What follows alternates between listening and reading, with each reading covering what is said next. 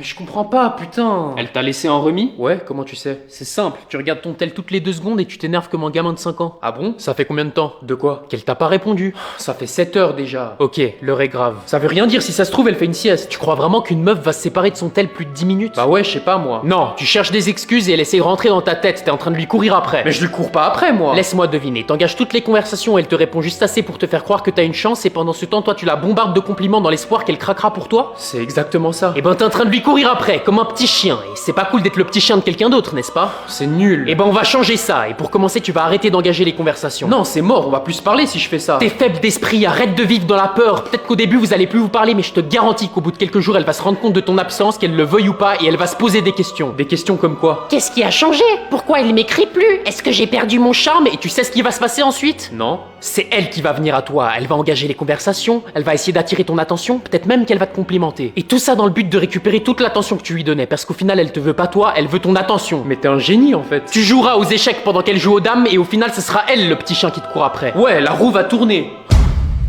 Alors? Elle m'a bloqué, j'aurais jamais dû t'écouter. Mais pourquoi? Tu lui as dit quoi? Bah je lui ai dit que c'était une chienne. Quoi? Mais c'était une métaphore! Eh ben je vais te les foutre dans le cul tes métaphores. Oh mon dieu, quelqu'un a volé mes clés! Quand? Juste avant! T'as vu qui te les a volées? Non, elles étaient dans ma poche et boum, elles ont disparu. Ok, alors essaye de te rappeler où tu les as vues la dernière fois. Je les avais encore sur moi quand je suis passé à côté de l'arbre. C'était lui!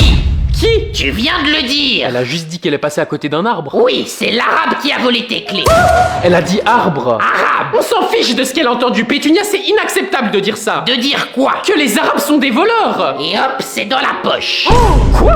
Hubert, Supprime tout de suite cette vidéo. j'ai des demandes! Tu me fais du chantage? J'aimerais un nouveau bikini! Et moi j'aimerais un nouveau PC. Non mais c'est du foutage de gueule. Je viens de me faire voler mes clés. Tu parles de ces clés? Comment t'as... C'était un piège! Quoi? J'ai remarqué qu'à chaque fois que tu sors de la maison, tu ranges tes clés dans ta poche au moment où tu passes à côté de l'arbre. Alors on a élaboré un plan pour te voler tes clés juste après! Mais c'est impossible. Si, et quand tu t'es rendu compte, t'es vite rentré pour nous prévenir. Et c'est là que le plan est rentré en action! Je t'ai demandé où tu les avais vues pour la dernière fois parce que je savais que c'était en passant à côté de l'arbre. Et j'ai joué sur le fait que j'entends pas bien pour te faire croire que j'ai entendu arabe à la place d'arbre! Et il ne restait plus qu'à te faire répéter les mots de Pétunia pour te prendre en vidéo. Et hop, le tour est joué! Non. Si, donc soit tu nous payes, soit on te fait passer pour une raciste.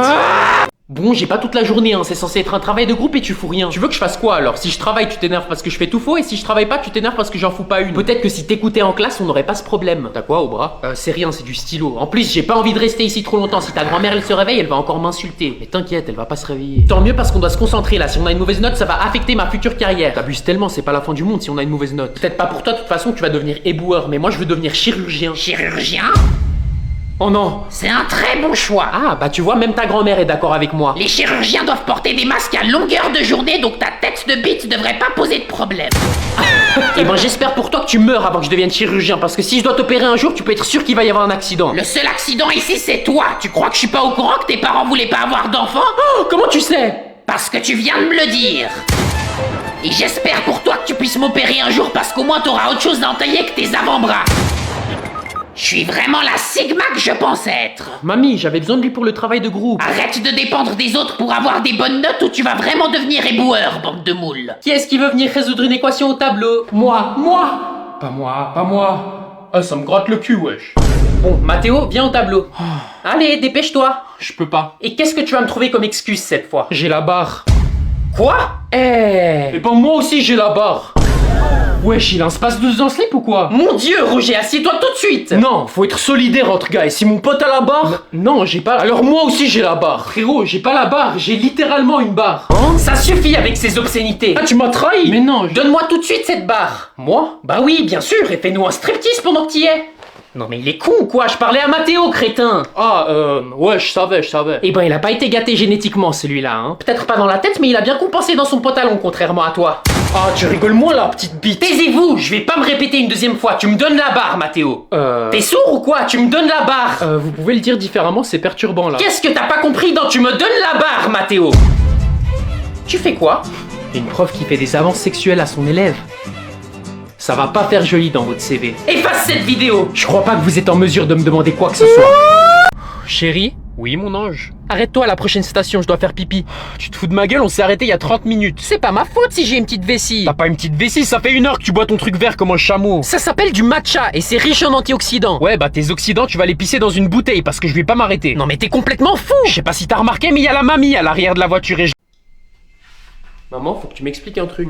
Ah, t'as retrouvé ma brosse? Ouais, elle était sous ton lit. Ah, merci, je l'avais perdue, je suis vraiment maladroite des fois. Justement, à chaque fois que tu la perds, je la retrouve sous ton lit, il y a cette odeur de poisson sur le manche. De poisson? Ouais, tu manges des sardines pendant que tu te brosses les cheveux ou quoi? Bon, j'avoue, c'est mon guilty pleasure. De manger des sardines? En me brossant les cheveux, oui, et arrête de faire ça. Pourquoi? Parce que c'est intrusif. Fais voir la brosse. Mais c'est juste une brosse. Oui, mais c'est ma brosse, et je veux plus que tu l'utilises. D'ailleurs, pourquoi tu la cherchais? Pour me brosser les cheveux comme une personne normale. Ah, ouais, je suis bête. De toute façon, y a pas 36 000 manières d'utiliser une brosse. Enfin, pas que je sache. Chérie, faut qu'on parle. Parler de quoi? Je suis pas assez pour toi? Ah, c'est quoi? Grand? Ah, mais bien sûr que si, t'es la taille parfaite. Et tu sais, c'est pas la taille qui compte. Non, on me la fait pas à moi celle-là. Pourtant, papa, il fait 1m85. C'est ce que je disais, c'est la taille parfaite. Alors pourquoi tu caches le fait que tu utilises cette brosse qui fait 10 cm de plus que moi? Parce que parfois, je me sens vide quand c'est toi. Voilà, t'es content? Retire ce que t'as dit. Cette brosse, contrairement à toi, comble le vide en moi. Est-ce que quelqu'un peut m'expliquer ce qui se passe? Je vois pas de quoi vous parlez. Eh ben, tu verrais même pas, même si je te montrais. Attends, reste là. Papa? Ah, salut Léa. Papa, je te présente Tony. Bonjour monsieur. Salut. Il est charmant, tu trouves pas? Mais il est où ton autre copain de la semaine dernière? Mon ex, papa, et ça fait 1 mois que je lui parle plus à ce bolos. Tellement romantique bébé. Arrête, pas devant mon père. Ça va, je vous dérange pas? Non, non, tranquille. Papa, du coup, ça va si Tony reste dormir ce soir? C'est un peu trop tôt, tu trouves pas? Ouais, mais genre si on se couche à 21h, c'est bon, non? Bonté divine, Léa, mais il est con! L'amour rend bête, tu veux que je te dise quoi? Oh, Tony. Léa, je pense pas que c'est une bonne idée qu'il reste ce soir. Si ta mère le croise, elle va devenir folle. Folle de lui, ouais. Bébé, arrête. Non, mais t'as vu comment il a tombé par terre? Arrête de me saucer, tu sais très bien c'est mon rôle ça. Bon, tu sais quoi, je m'en fous, il peut rester dormir, mais un jour tu comprendras, Léa. Ah. Mais j'ai déjà compris, papa, c'est l'homme de ma vie en fait. Ah, et monsieur? Quoi? Si jamais quand je dors, je bouge beaucoup dans mon sommeil. Ouais, du coup, si t'entends le lit grincer, c'est normal en fait. Oh, parlant de sommeil, ça m'a fatigué tout ça. Ouais, j'avoue, papa, on va faire une sieste. Mais t'as jamais fait de sieste de ta vie? Ouais, mais maintenant j'en fais tous les jours avec Tony. Allez bébé, tu viens? À plus, papa.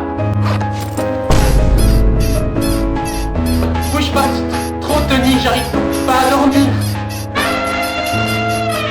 Bref, du coup, maintenant que vous êtes tous là, je vous présente Tony. Salut l'équipe. Salut. Enchanté. Eh ben, il a l'air sexy, celui-là. Oh, Pétunia. Ah. Eh ben, il est plus bête que beau, sachez-le.